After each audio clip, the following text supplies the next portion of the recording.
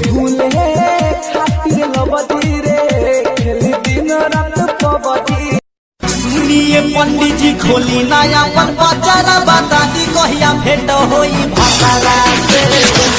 ई कौन फैशन बाटे लौकता डोरी ऐसे जे चलब त कवनो नारदी लमारी।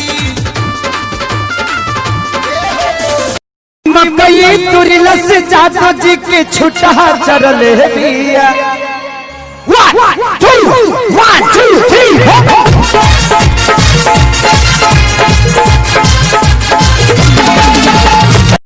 सोना के हो खाली नाम रे पिलोरे के हो बाकी काम रे। तुहके भूले खातिर लबदी रे खेली दिन रात पबदी रे।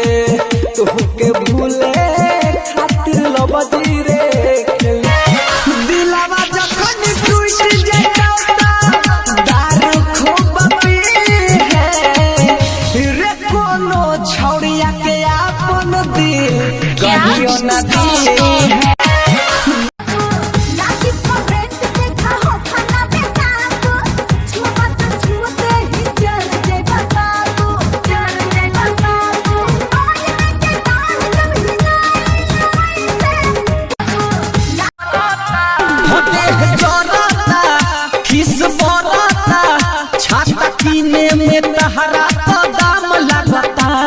बलम हमारा जो बने घाम लागता बलम सैया कमा के ओइले पियावा कमा के ओइले राजाऊ